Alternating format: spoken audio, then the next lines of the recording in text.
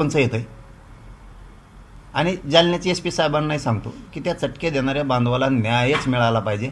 गरिबाच्या लेकराला तुम्ही चटके देता म्हणजे त्याला न्याय मिळाला पाहिजे.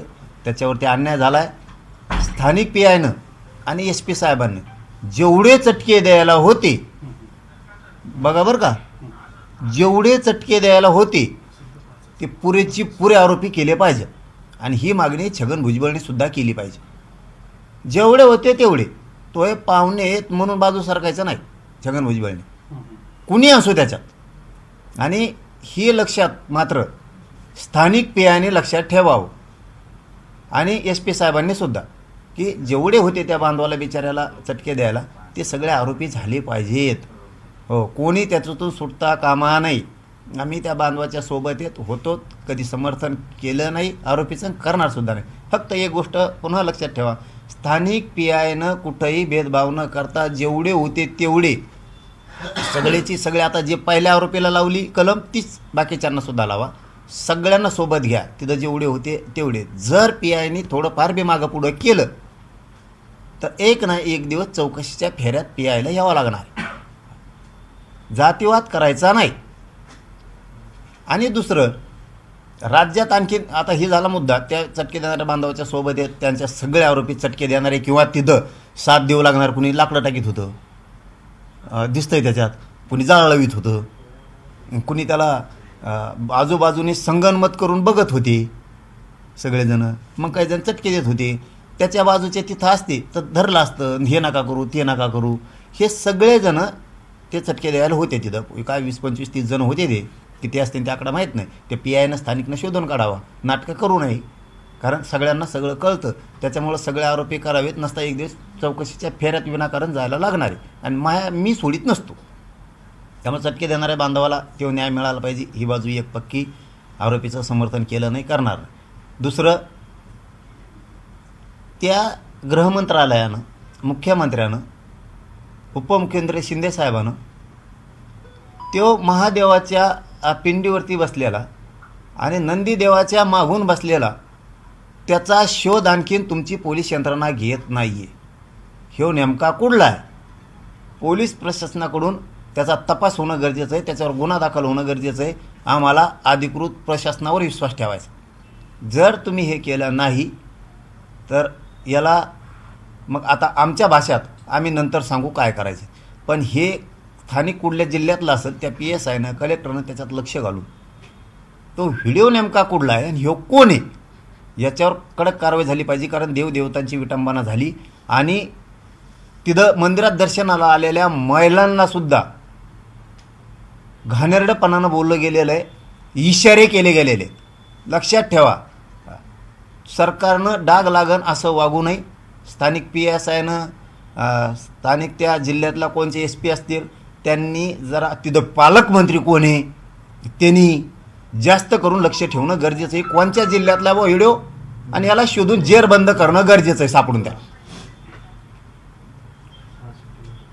दुसरं, तुम्ही सगळीकडे बऱ्याच ठिकाणी भेटीगाठी देता, कुंभमेळ्याला काही दिसले नाही तुम्ही, काय तुमचं? चालताच आहे ना मला रावण, चालताच आहे ना. आपलं तसं काही नसतं.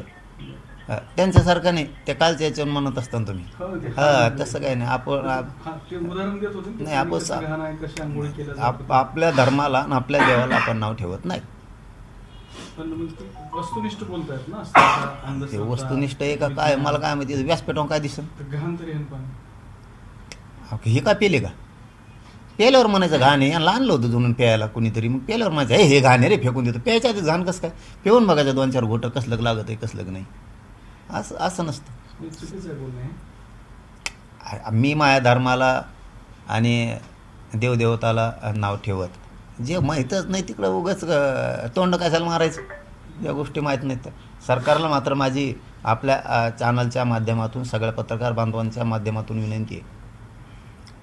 1 आठवडा अधिवेशनाला पूर्ण झाला आहे. आरक्षणाचा विषय मार्गी लावलेला मुख्यमंत्री फडणवीस साहेबांनी नाही आहे. त्यांनी शब्दाला जागावं. बेमानी मराठ्यांशी, गोरगरीब लेकरांशी करू नये ही त्यांना माझी मुख्यमंत्र्यांना पुन्हा एकदा आठवण करून देतो की शब्दाला जागा. वळणावर वेगळ्या जाण्याची वेळ गोरगरिबांना येऊ देऊ नका. राहिलेल्या अधिवेशनाच्या काळात मराठा आणि कुणबी एक असलेला कायदा पारित करा. ही 29 ऑगस्टपासून मागणी आमची, 2.5 वर्षापासून. सगळ्या सोयरींची अंमलबजावणी करा. हैदराबादच्या गॅजेटियरसह सातारा संस्थान आणि बॉम्बे गव्हर्नमेंटचे गॅजेटियरचे याच अधिवेशनात ते लागू करा. 15 दिवसात केसेस मागं घेऊ म्हणून तुमचाच प्रतिनिधी त्यावेळेस आला होता. 2.5 वर्ष झाले आणखीन घेतल्याच नाहीत. आंतरवालीसह राज्यातल्या लाखो केसेस याच अधिवेशनात तुम्ही मागं घ्या. आपण तुमच्याकडं मागण्या 8-9 दिलेल्या आहेत, तुमच्या पाठ झाल्यात आणि सगळ्या राज्याच्या त्या मागण्या पाठ झाल्यात. या अधिवेशनात हा मार्ग काढावा. याचबरोबर आमदार आणि मंत्री राज्यातले सगळ्यांनी हा विषय अधिवेशनात मांडावा. विशेष करून मराठ्यांच्या सगळ्या पक्षातल्या आमदारांना आणि मंत्र्यांना सांगतो, या मराठा समाजानं तुम्हाला मतं दिलेले आहेत. गोरगरिबांच्या लेकरांच्या आरक्षणाचा मुद्दा या अधिवेशनात मांडून त्याची अंमलबजावणी करण्यासाठी ताकदीनं सगळ्यांनी आवाज उठवा. जर एकही आमदार आणि मंत्री बोलला नाही तर गावाकडे आल्याच्यानंतर गोरगरीब मराठे तुम्हाला मतदान केल्यामुळं प्रश्न विचारणार आहेत. तुमचे लेकरं मोठं होण्यासाठी आणि तुम्ही मोठं होण्यासाठी आम्ही तुम्हाला मतदान केलं. आमच्या लेकराच्या आरक्षणाचा प्रश्नाचा आवाज तुम्ही का उठवला नाही, ही विनंती आहे. आणि पुन्हाच एकदा विनंती आहे की फडणवीस साहेब, तुम्ही तुमच्या डोक्यात काय आम्हाला माहीत नाही, परंतु मराठ्यांशी गद्दारी होईल, बेमानी होईल असं पाऊल उचलू नका. कारण एकदा जर संयम आहे तुमच्या शब्दामुळं आणि एकदा जर संयम सुटला तर वेगळ्या वळणाला जायला नको. कारण आम्हाला आशा आहे की तुम्ही मराठ्यांना गोरगरिबांना धोका देणार नाहीत. या अधिवेशनात मराठा समाजाचा आरक्षणाचा आणि गॅजेटियरचा विषय अंमलबजावणीसह सगळ्या मागण्या कडीला लावा, ही तुम्हाला विनंती आहे. दुसरा प्रश्न असा आहे की परवा आपण जेव्हा औरंगजेबाच्या कबरीवरून बोलत होतो त्यावेळेला तुम्ही एक शब्द वापरला की बाबरी पाडताना लोक काही सांगून गेले होते का, असं तुम्ही म्हटले. तर मग बाबरी पाडली ती चूक होती का बरोबर? सांगून गेले का तसा प्रश्न नव्हता. ते काय होतं की तिकडून कोणाचा तरी राजकीय प्रश्न होता की हे पाडा ते पाडा ते पाडा. आपण असं म्हणलं होतं की ते हिंदू, हे तुम्ही जे हिंदुत्वाचं बिगडी पण पांघरून घेतलं आहे ना, निवडून येण्यापुरतं, राजकारणापुरतं. खरे करणारे लोक कळून बी देत नाहीत कवा काय करायचं ते. खरे हिंदुत्ववाले लोक हे कळून देत नाही, त्यांना कवा काय करायचं कचाकच करतात. तुम्ही असं बोलून कुठं निवडणुका विधानसभा आल्या, लोकसभा आल्या की हे आलं ते आलं, ते सगळ्याला माहिती आहे ना ते नासकं होतं औरंगजेब म्हणून. आणि इथल्या मुसलमानाला काय करत त्याचं? पैगंबर साहेबाचं त्यांचं ठीक आहे, त्यांना काय करायचं याचं, हे उकरून काढी देत. त्याच्यामुळे आपण ते म्हणलो होतो ते विषय करायच्या टायमाला लोक जे करायचं ते मूज येतच नाहीत कोणाला. हे लोकांच्या लक्षात येतं, गोरगरीब हिंदूंच्या. हे राजकारणासाठी आपला फायदा उचलतात. चूक का बरोबर बाबरी पाडली ती? ह्याला आता ते कोर्टाने बरोबर ठरले ना, आता ती प्रश्न विचारायचं काम राहिलं होय. मान्य न्यायालयाने जे करायचं ते केलं. आता तुम्हाला संधी मिळाली असेल तुम्ही गेली असती का तिकडे बाबरी? अरे बाबा, ते आता विषय झाला, राम मंदिर झाला. आता काय नसं झालं मग माल पाहिजे तुम्ही जाता का एखादा गोटा रचिता का तिथं काय पाडीता असं. आता काय झालेलेच तर काय उपयोगी. हो आता पोरं झाल्यावर काय उपयोग आहे का, असं नाही का म्हणत माणूस. आता काय काय सुरेश धस यांची नार्को टेस्ट झाली पाहिजे आणि दूध का दूध पाणी झालं पाहिजे त्या भोसले प्रकरणात, अशी मागणी काल आंदोलनकर्त्यांनी काल सुरू केली. ते काय असतं, समर्थन केल्यावर प्रश्न असते. मला असं म्हणायचं, आपण त्याच दिवशी काय सांगितलं, असल्या कुठाने करणाऱ्याला सुट्टी द्यायची नाही, असा वचक बसला पाहिजे ना प्रशासनाचा लई. पाटील साहेब, तुम्ही समर्थनाचा विषय जर पुढे बोलताय तर धनंजय मुंडे तरी कुठे समर्थन केलं मसाजो प्रकरणाचं? त्यांनी पण निषेधच केला काय? मस्त केलं नाही तर कसं गेलाच ना. आणि त्याचं नेचं कसं जुटल, हे कोणचं समीकरण आहे? हे समीकरण नाही होऊ शकत. कारण त्यांनी केलं तेव्हा मला हा मग आज माणूस येतो.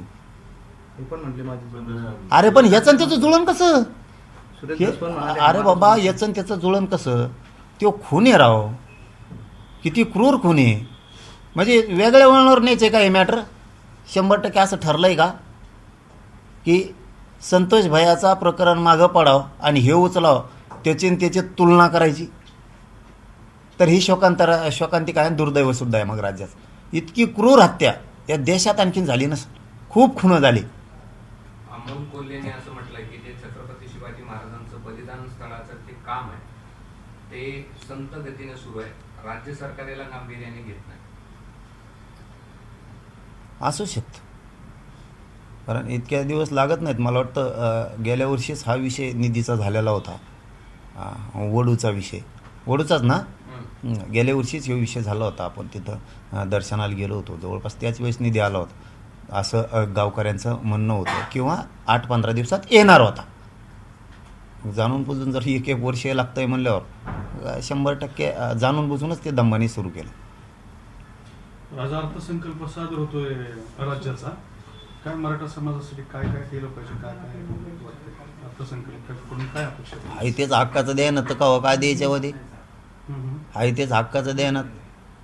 ते परतावे येणार, व्याज परतावे येत नाही, येत सारथीचे पोरांचं काम होत नाही, आणि मागणी केल्याने का करतात का? ते त्यांच्या हिताचं ते कॉन्ट्रॅक्टरला टाकणार, त्यांचं जिथं हित आहे बजेट तिकडं टाकणार, कंपन्याला टाकणार, त्यांच्या मित्राला टाकणार. इकडं गोरगरिबाच्या शेतकऱ्याची कर्जमाफी नाही करणार, इकडं नाही टाकणार ते. पुरी बिल माफी नाही करणार, इकडं ते आरक्षण पाहिजे ते नाही देणार.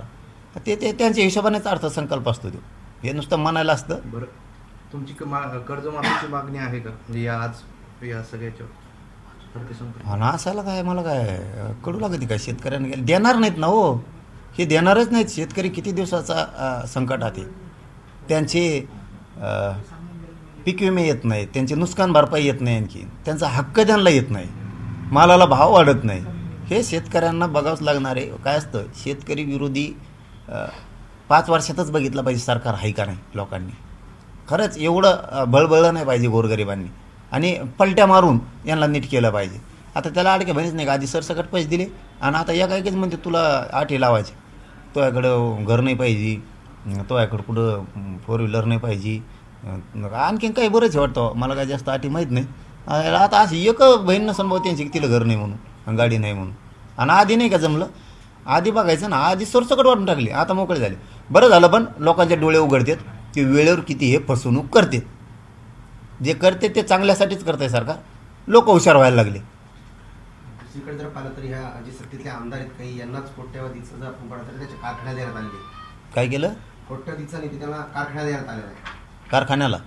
मी तेच आत्ता म्हणलं ना, ते त्यांच्या हिशोबाने करणार. ते त्यांचा बिल रकवांचा आहे, तिकडच्या कामाला अर्थ बजेटला टाकणार, त्यांचे जिथं जिथं निवडून येणार आहे तिथं ते टाकणार. असले धोरणाचे आहे ते. हे असं समावेशक कधी सरकार म्हणून, पालकत्व म्हणून वागणारच नाहीत. काय लागतं खरं गोरगरिबांना, शेतकऱ्यांना किती गरजेचं आहे, त्यांचा पीक विमा किती गरजेचा आहे, त्यांचे नुकसान भरपाई किती गरजेची, त्यांच्या मालाला भाव देणं किती गरजेचं आहे, त्यांची कर्जमाफी नाही मुक्ती होणं किती गरजेचं आहे, हे शेतकऱ्यांना माहिती आहे. त्याच्या किती झळा आहे. पण हे मुद्दाम करत नाहीत, फक्त करतो म्हणणार, लोकांना निवडणुका नादी लावणार. आता महानगरपालिका आल्यात वाटतं, त्याच्यामुळं आता उली नादी लावते, लाडक्या बहिणीसारखंच करते. पण लोकांनी खरोखर सांगतो लय हुशार व्हायला पाहिजे, गोरगरिबांनी लय हुशार व्हायला पाहिजे. जसं की धनगरांना आरक्षण देतो म्हणले आणि 15 वर्ष झाली कॅबिनेट नाही झाली. हुशार व्हायला पाहिजे. मराठ्यांनी, धनगरांनी, खरं सांगतो, राजकारण म्हणून नाही किंवा जाणून बुजून हे शब्द म्हणत नाही, चांगलं जर धनगरांनी मराठ्यांनी जर आत्मपरीक्षण केलं तर सगळ्यात मोठा लॉस आपला दोघांचाच झालेला. पाटील साहेब, मसाजोगचं प्रकरण 12 तारखेपासून सुनावणीला आहे, पण त्याआधी CIDने ही केसला ही केस चालू नये, बीडला चालवावे अशा पद्धतीचं पत्र जे विनंती केलेली आहे. तुम्हाला वाटतं केसमध्ये आरोपींसाठी सुरक्षित वातावरण आहे किंवा न्याय यायला काही जागा पडता होऊ शकतो? तुम्हाला काय वाटतं, अशी विनंती योग्य आहे का, पाहिजे तिकडे केस चालली पाहिजे का बीड जिल्ह्याच्या बाहेरच काढली पाहिजे? आता जे तपास यंत्रणेला काहीतरी दिसलं असं, न्यायप्रविष्ट असल्यामुळं आपण त्याच्यात बोलू नये, माहिती नसल्यामुळं मला त्यातली पुरेपूर माहिती नाही आहे. परंतु तपास यंत्रणेला काहीतरी दिसलंच असेल, त्याशिवाय ते म्हणणार नाही. त्यांच्या काहीतरी लक्षात आलं असेल, पण ते न्यायालयाच्या हिशोबानं केलं पाहिजे तपास यंत्रणेचं.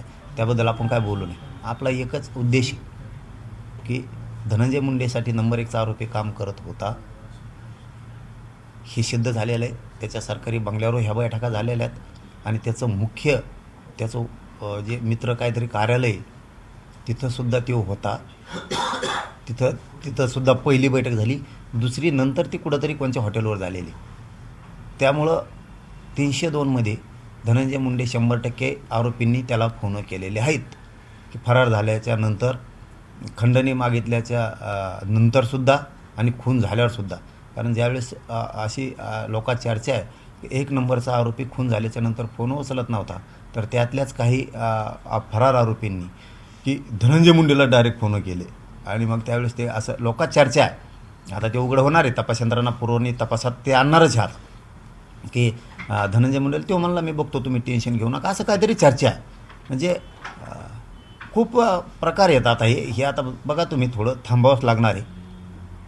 खूप बाहेर निघणार आहे, त्याच्या सरकारी बंगल्यावरचं पण निघणार आहे बैठका झालेल्याचं, आणि 302मध्ये 100% धनंजय मुंडे हाही. फक्त फडणवीस साहेबांनी याला फुलस्टॉप लावला. यासाठी CIDला स्थानिक पोलिसाला माहिती, पण ते सिग्नल देत नाहीत म्हणून तो वाचायला लागला.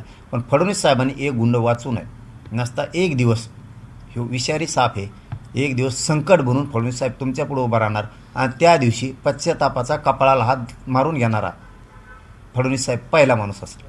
बरं, ते जगमित्र कार्यालयावर बैठक झाली, तर ते स्थळ आता म्हणजे गुन्ह्याचं ठिकाण झालंय, म्हणजे तिथं गुन्हा घडलाय, खंडणी मागितली, तर त्या कार्यालयाची आणि त्या संबंधित कार्यालयाच्या व्यक्तींची चौकशी व्हायला पाहिजे. मी परवाही तेच सांगितलं, आज पण तेच सांगतो की त्याचं ते मुख्य कार्यालय आणि तिथं बैठक होती, म्हणजे पहिली. खंडणी मागायला जा, नाही ऐकलं तर खून करा, अशीच तिथं बैठक झालेली आणि त्याचं ते मुख्य कार्यालय, तिथून सगळा कारभार चालवत होता आणि तिथूनच एक नंबरचा आरोपी सगळ्या कार्यकर्त्यांचे कामं धनंजय मुंडेच्या वतीनंच करत होता.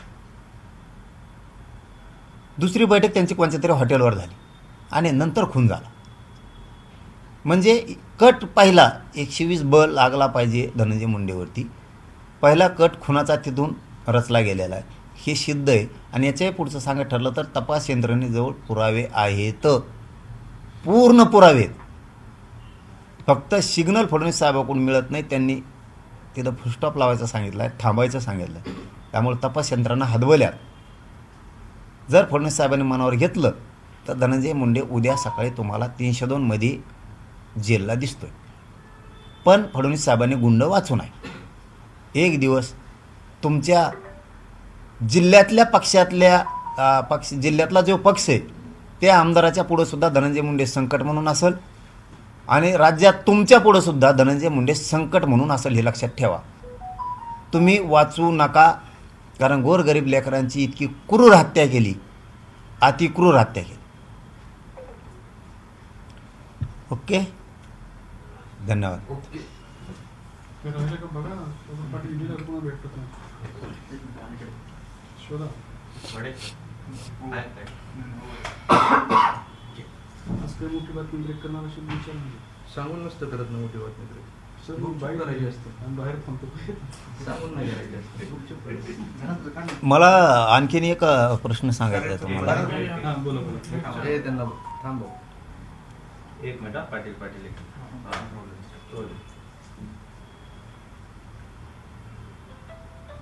छगन भुजबळने विधानसभेत माझा फोटो दाखवला गेला विनाकारण, गरज नसून.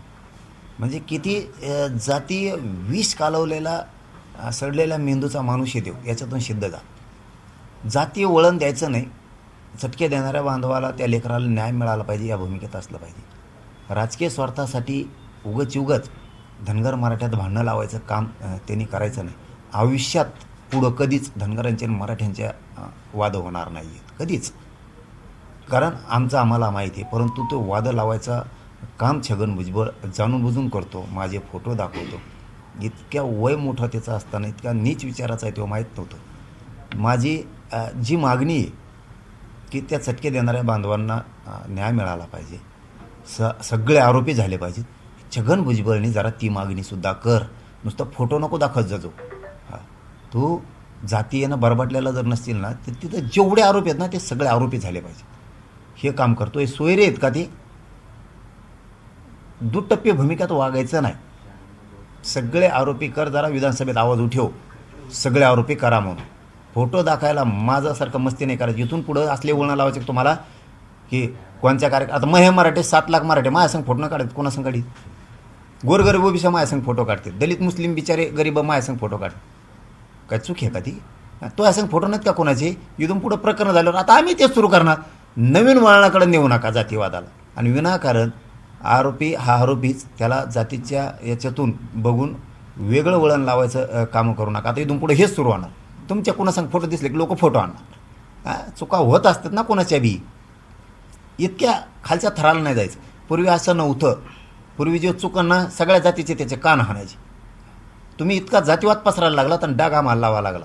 आम्ही फक्त आरक्षण मागितलं, फक्त आरक्षण. जातीवादी आहेत का आम्ही? आरक्षण मागितलं म्हणून कोणत्या जातीला दुखवलं का आत्तापर्यंत? आणि ज्यांनी चूक केली त्याच्या मागं लागत होत. चूक केल्यावर तुम्ही पण मागं लागता. मग तुम्ही कसं काय जातीवादी नाहीत? मला जातीवादाच्या पिंजऱ्यात बसू नका. खरे जातीवादी तुम्ही आहेत. इथून पुढे हे बंद करा. चूक झालं त्याच्या मागं सगळ्या जातीच्या लोकांनी लागायचं. ही रूढ पाडा. जातीचा शोधून आणायचा की लगेच आरडाओरडा करायचा आणि फोटो दाखवायचे. हे कामं इथून पुढं करू नका. कारण आणि खात्री करत जा खरं मॅटर काय. धन्यवाद. पण पाटील तुम्ही आता म्हटले, पण तुम्ही आता ते पीडित जो सध्या एका रुग्णालयात ॲडमिट आहे, ते उपचार घेत आहे, त्याची की भेट घेणार, त्याची आबी ते ऐकणार आहात का जाऊन तुम्ही? मी व्यवस्थित झाल्याच्या नंतर मी फोनवर बोललो. हो, म्हणजे फोनवर बोललो आहे, माहीत नाही म्हणून सांगतो तुम्हाला. मी फोनवर बोललो, त्यांची विचारपूस केली, त्या चटके देणाऱ्या बंधूची, त्यांच्यासोबत हे म्हणूनही सांगितलं आणि कायम राहणार सुद्धा. त्यांना ज्या ज्या वेळेस माझी गरज लागेल ते ज्या ज्या वेळेस, आता मी तर फोन केलाच, फोन करतील त्या त्यावेळेस मी मदतीला उभा राहणार. त्यांना चटके दिलेत, त्या आरोपींना शिक्षा 100% त्यांचं फळ त्यांना भेटलंच पाहिजे. पण सगळे आरोपी अटक झाले पाहिजे. सगळ्या तिथं कोण कोण आहे ते सगळे. सुट्टी कोणालाही सुटता कामा नाही. कारण त्या चटके देणारा बांधवाला न्याय द्यायचा म्हणल्यावर असा खोटारडा न्याय कसं काय देणार आपण? 2-3 अटक आणि बाकीचे मजात असं नाही. त्या लेकराला न्याय मिळाला पाहिजे. त्या भूमिकेशी आम्ही कायम आहेत. मी एकही दिवस आरोपीचं समर्थन केलं नाही, करणारसुद्धा नाही. मी त्याच बांधवाच्या बाजूने आणि राहणार आहे. हां, दुसरी मागणी माझी ही आहे की त्या बांधवाच्या बाजूने तर आहे, संपला विषय तो. छगन भुजबळकडसुद्धा मागणी, ती व्हिडिओ जरा शिव देव रे, कुणाला आहे काय. फोटो दाखवाय नुसते कुठं पण. इतका भरबडलेला सडलेल्या विचाराचा माणूस, इतका वृद्ध नेता, महान नेता, अभ्यासू, इतक्या भरबडलेल्या विचाराचा नसतो. चिल्लर चाळे करायचे, फोटो दाखवायचे आणि विधानसभेत, त्या पवित्र विधानसभेत मांडायचं काही खोटं नाटं मांडायचं. अरे मी आजही आरोपीच्या विरोधात आहे, समर्थन केलंच नाही, कशाला दाखवतो? तू जरा एक काम कर छगन भुजबळ, आम्हाला शोध लागा नाही, विधानसभेत जरा आवाज उठव. दुसरा, आता हे झाला दुसरा, ती एक नंदी देवाच्या मागून कसं काय पूजा आहे ती? ही कोणची पूजा आहे हिंदू धर्मात? नंदी देवाच्या पिंडीवरती झोपलाय देव. ही विटंबना आहे हिंदू धर्माच्या देवाची. ही व्हिडिओ जरा शिवदेव कुठला आहे? आणि तिथल्या SP ला, पालकमंत्र्याला सांग जरा कडक कारवाई करायची त्याच्यावर. कोणी शिवदेव तो आम्हाला शोधा नाही, आम्हाला शोधा नाही. तिथं महिला पण होत्या. छगन भुजबळ, तिथं महिला पण होत्या, त्यांच्याकडं बी अश्लील हावभाव करण्यात आले. जरा तू कुठला व्हिडिओ शोधेव आणि जेरबंद करायला लाव. तू जर खास असशील ना, विधानसभेत पुन्हा आवाज उठव. आणि हो कोण आहे? हिंदू धर्मात जरी अर्धनग्न पूजा केली जाते, आंघोळ करून, कपडे ओले करून, ओल्या वस्त्रावरती महादेवाची पूजा केली जाते, पण नंदीला असे टंगड्या फाकून बसून नाही केली जात. नंदीदेवाच्या आम्हाला हिंदू धर्माचं माहिती आहे, आम्ही सुद्धा हिंदूच आहेत. अर्धनग्न आंघोळ करून त्या वस्त्रावरती ओल्या जाऊन महादेवाची पूजा केली जाते, पण त्याच्यावर वर बसून नाही. नंदी देवाच्या पाठीमागून 2 टंगड्या अशा केल्या आणि ते अश्लील हावभाव, चेन खोलून पूजा नाही होत. छगन भुजबळ जरा माथे सरड्यासारखं काम करत जाऊ नको. जातीनं भरभटल्याचे विचार जरा सोडून दे. नको वातावरण ढवळून काढू. वय थोडं राहिले, दिवस थोडे राहिलेत, चांगलं नाव कमवून जावा वरी. ह्या वयाला शोभत नाही ते. इतके गलिच्छ विचार चांगले नाहीत. एका दिवस आमच्यासारखे पोरं सोरं चुकले तर तुमच्यासारखे वयस्करांनी सांगायचे दिवस आहेत तुमचे. हिवळायचे दिवसाने तू हिवळायला लागला तिथं फोटो दाखवू. आता त्या व्हिडिओचा जरा शोध लाव कुठला आहे, आणि त्याला असं कठोर कारवाई झाली पाहिजे, तो जेरबंद झाला पाहिजे. एक दिवस सत्य बाहेर पडणार आहे. हो, पण तू असशील ना तर जरा तिथल्या पालकमंत्री कोणी शोधू, ही व्हिडिओ कुठला आहे SP-ला, त्या स्थानिक PSI APIला सांग, DYSP-ला शोधायचा, कलेक्टरला सांग की किंवा इकडं चटके देणाऱ्याला कठोर कारवाई झाली पाहिजे. आणि दुसरी ही पण बाजू मांड, ही राज्यातला कुठला व्हिडिओ आहे ही शोधून याला जेरबंद करा म्हणून सांग. ध्यानात ठेव, जातीवाद करत जाऊ नये. मला खेटलं की मी त्याचा कार्यक्रम करतो म्हणजे करतो. कारण मी तुम्हाला खेटत नाही कधी. का खेटत नाही? आम्हाला तुमच्यासारख्या नासक्या सवयी नाहीत जातीवादाच्या. जातीवादाची तुमचा किडा वळवळ करतोय ना, तेव्हा आपल्याजवळ नाही, अजिबात नाही. तुम्ही बोलल्यावर मी सुरू करतो. या आंदोलनाच्या वेळेस तुम्ही असंच केलं. आमच्यावर हल्ला होऊन पोलिसाचं समर्थन केलं, आमच्या इकडे येऊन सभा घेऊन जातीवाद पसरेला आणि मग मी घेतल्या. आधी मी सुरू केलेलं नाही कोणत्याच याच्यात. तो आरक्षणाला आधी खुट्या मारल्या त्याच वेळेस मी तुला बोललो. प्रत्येक वेळेस तुम्हीच भाषा केलेल्या जातीवादाच्या, मी कधीच नाही केल्या आणि करणार सुद्धा नाही. आता माझा फोटो दाखवायची काही गरज होती? आरोपीचं समर्थन केलं तर का मी? मग दाखवित होतं का नव्हतं? चुका तुमच्याकडून सुद्धा होतील, त्यावेळेस आता असेच रूल पडतील. चटके देणाऱ्या बांधवाच्या पाठीशी आम्ही आहेत. मी आत्तापर्यंत कधीही नाव घेतलेलं नाही, आरोपीचं समर्थन करणार नाही. पण सगळ्या